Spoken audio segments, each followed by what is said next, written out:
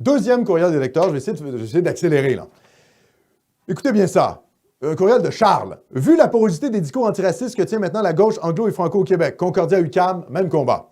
Ne croyez-vous pas que l'identité canadienne-française devra, à terme, abandonner certaines de ses spécificités, identité civique québécoise focalisée sur la langue, loi 101, loi 21, etc., au profit d'une identité blanche ou occidentale, capable de tenir tête au nouveau gauchisme? Cette conception de l'identité plus large pourrait réenchanter les Canadiens français, qui ne se sont jamais reconnus dans le mythe de la Révolution tranquille, tout en permettant de bâtir des ponts avec des nationalistes occidentaux d'ici et d'ailleurs, qui subissent aussi le grand emplacement et les campagnes de salissage ethnique. Cordialement, Charles. Très bonne question. Alors, il y a deux volets à ça. Moi, je pense que dans l'avenir, le terme canadien-français va se populariser. Pourquoi? Parce que c'est une manière légitime et historiquement ancrée de défendre finalement la population d'origine européenne francophone du Québec. Donc, je pense que Canadien-Français, ça a beaucoup d'avenir. Surtout qu'on est dans le monde post-hitlérien, donc s'affirmer en ayant des revendications raciales explicites, genre les Blancs, ça ne passera pas le cap des médias. Donc, ce qui est plus intelligent, et je pense que c'est ce qui va se produire, c'est de passer par le terme de Canadien-Français. Et là, par contre, là où je suis d'accord, c'est sur le fait qu'on est des Occidentaux. Il va falloir se réenraciner dans l'Occident. C'est pas vrai qu'on est des populations colonisées du tiers-monde. On n'est pas des Algériens. Okay? On est des colons français venus prendre cette terre au nom du roi de France et du Christ. On fait partie du projet occidental de pousser de l'Europe vers les Amériques. On n'est pas une population du tiers-monde. Toute cette mythologie merdique qui date des années 60 et 70 sur le fait que les Québécois, c'est un peuple colonisé. D'ailleurs, petite parenthèse, pour répondre à ça, moi je pense qu'on a été conquis par les Anglais, mais on n'a pas été colonisés. Pourquoi? Quelle est la nuance? La colonisation amène systématiquement la civilisation. Nous, on a colonisé ce territoire.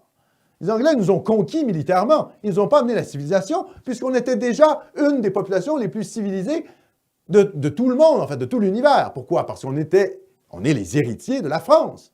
La France, c'est un degré de raffinement pratiquement imbattu. Hein? C'est-à-dire, il y a trois vraiment grandes civilisations en Europe. Il y a les Français, les Allemands et les Anglais. Il y a les Italiens aussi, mais qui ont une grande puissance, évidemment à cause de Rome, la Rome antique, mais aussi à cause de la Renaissance. Hein? Les Français, qu'est-ce qu'ils font pendant toute la Renaissance? Ils s'en vont pomper la culture italienne. Pourquoi Léonard de Vinci se retrouve à la cour de François Ier? C'est parce que les Français vont pomper toute la culture de la Renaissance aux Italiens pour la ramener en France. Et c'est ce qui fait que la France est beaucoup plus raffinée sur le plan culturel que, par exemple, les Britanniques. Donc, on est une des populations héritières de la grande civilisation française. Donc, on n'a pas été colonisé par les Anglais. On a été conquis. Ça, c'est vrai. Mais le fait d'avoir été conquis par les Anglais lors du traité de Paris de 1763, ça ne change rien au fait que nous-mêmes, nous sommes le fruit d'un projet colonial français. C'est la France en Amérique. Comment ça s'appelait ici, avant le Québec, Canada français? Nouvelle-France. Donc, il faut assumer cet héritage occidental-là. Donc, je suis partiellement d'accord avec ce que dit monsieur. Je pense que Charles, que je salue, en effet, il faut d'une part se réenraciner dans l'Occident, mais de deux, il faut avancer nos revendications sous le vocable de Canadiens français. Parce que nous sommes le peuple fondateur de ce pays-là. D'ailleurs, l'anglicisation ne nous protégera pas du grand remplacement. Se dire blanc, c'est aussi accepter la culpabilité des Américains, par exemple, la culpabilité blanche des Américains blancs gauchistes qui s'auto-flagellent, qui se mettent à genoux devant les Noirs, etc., etc. Tandis que le fait de se revendiquer du Canada français, ça nous isole, en quelque part, de cette culpabilité américaine sur la question raciale. Vous comprenez?